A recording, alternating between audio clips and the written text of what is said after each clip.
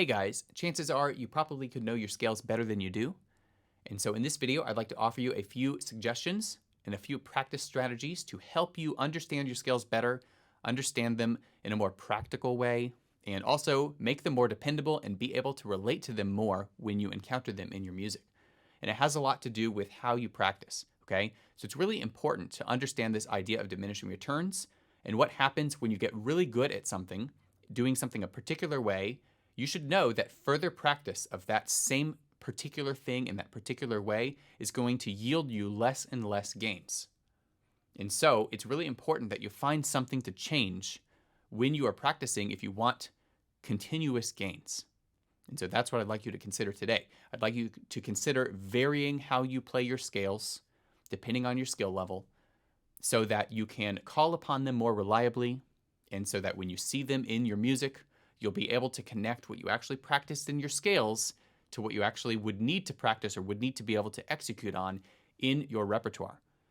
And a lot of people practice their scales and they're like totally asleep at the wheel. They're just like checking a box, okay? You can't be checking a box when it comes to your scales. You need to know them. You need to know the fingerings. You need to know the notes and the sharps and flats and any particular unique characteristic about the scale.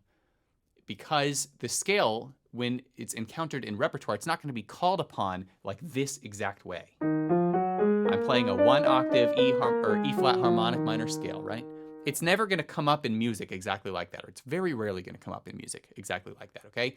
There's going to be a melody that's based on that idea, or maybe my hands will go in different directions, or maybe I'll start at the top of the scale and descend, or whatever, okay? So I need to be able to know that scale in multiple ways and make it really, really dependable. And when you first start scale playing, what one hand is doing is really, really, really dependent on what the other hand is doing. And that really needs to be broken at some point in the process. So this idea of variation also will help you do that, okay? So let's take this from the perspective of a beginner. What I suggest to beginners is that they first learn their scales in 1 octave, and then they start varying how they play their 1-octave scales pretty much immediately. And the way that I suggest they vary their scales is by changing how they start their scales. So I'm going to flip my camera over here so you can see this keyboard view. And for today's example, I'm going to use E flat harmonic minor since it's a royal pain of a scale to play, in my opinion. Even with the standard fingering, it just doesn't feel, or it doesn't settle with a lot of students, okay? So this is a good one to maybe put a little bit of a magnifying glass on, okay? So let's say that you're able to play the scale in 1 octave.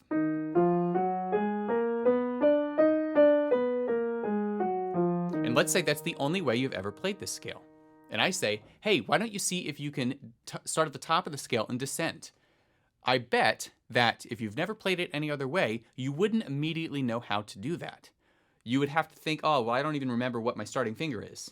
And it's a black key scale, so your starting fingering is very similar to the scale, the fingering that you'd use at the top of the octave, and that's fine. However, it would be very likely that you'd have to start the scale and kind of work up to the top and then make note of what fingers you end up on, and then you would be able to start from the top, okay? Well, that's totally fine, but then let's actually make note of how we start at the top so that we can put our hands in our lap, and then we can immediately start at the top of the scale and descend. And it's basically an inversion of the first way of playing the scale, okay? So this is both, or these scales I just played are both parallel form. In one case, I'm starting at the bottom.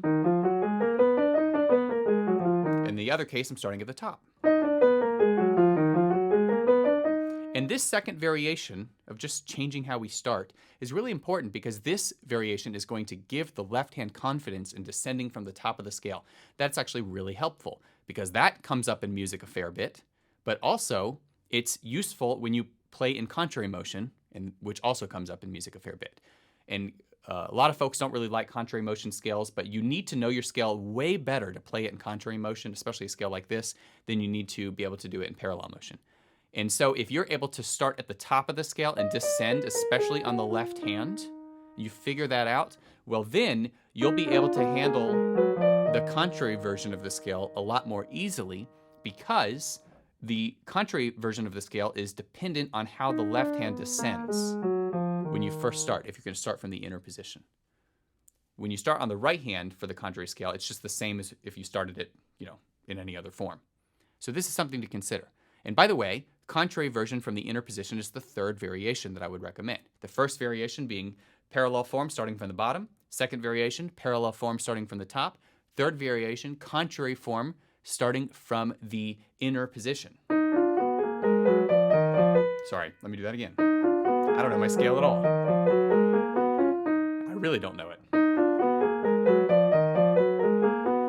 There you go, right? And so this is utilizing that descending left-hand line. Okay, I don't really have to think about my right hand at this point. And of course, you would want to be able to reverse that. So you'd have to remember how to start from the outer position. Right, and that's the fourth variation. So I do recommend this to all my students who are willing to actually put themselves through the work. Those that are willing to put themselves through the work typically understand the concept of how varied practice and creative practice and manipulating things like this helps them.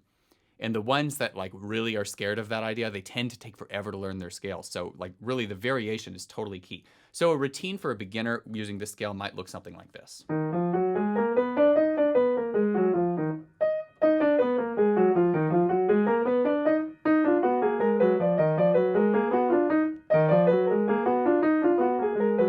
Okay. Now, for a student who is a higher skill level, simply doing that in 2 octaves would be sufficient. So just to briefly give an example of that.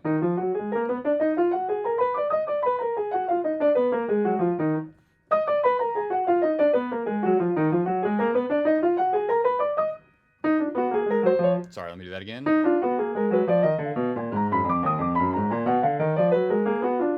Pick the most obnoxious scale to do this demonstration on.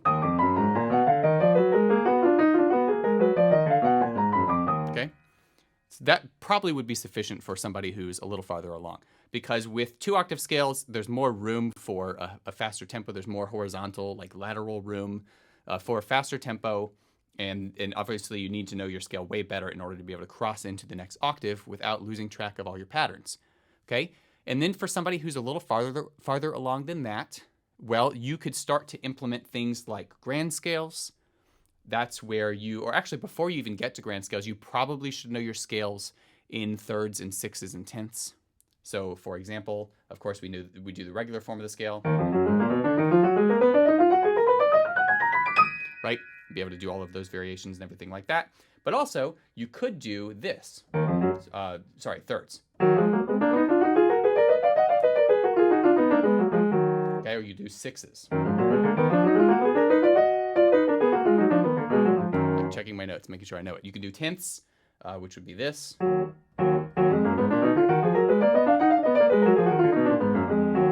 And then you could do the grand form of the scale, which is where you start from the bottom of the scale, and then you go to the top of the scale, and you go down to the, actually, let me run through it, because I'm probably getting it wrong.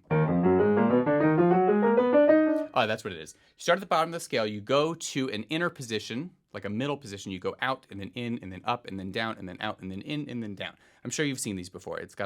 This scale has a bunch of different names to it.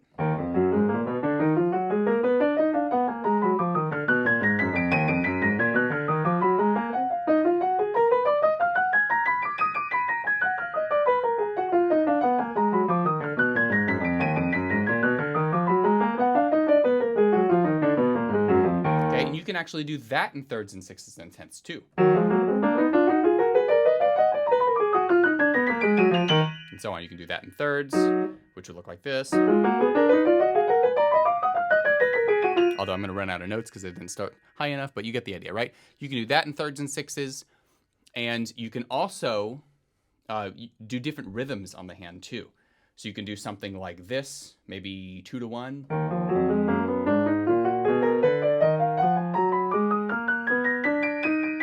Right, you can do 3-to-1. Right, you can do 4-to-1.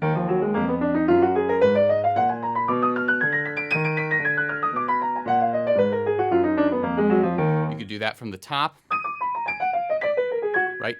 There's all kinds of things. You can do 2 against 3. Right? You really need to know your scale. Probably better than I do at this point in this example. You really need to know your scale really well to pull off these variations. And you're probably thinking, well, how the heck do I fit all of that into my practice?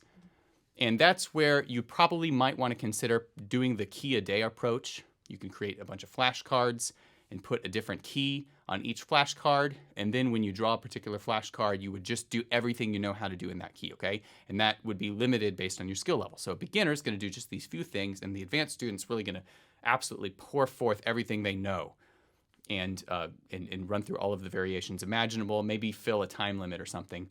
But that's a good way to keep track of scales and to impose variations and to manipulate the scales so that you can know them really, really well. This is immensely useful. It helps you secure music a lot faster. It helps you have fun in your scale playing. It does not take long to do. It's certainly more fruitful than doing the same thing all the time.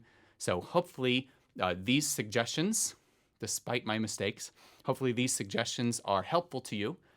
And as always, let me know if you have any questions. And if you like videos like this, you should totally like the video. You should also subscribe. And I'll see you in the next one. Bye.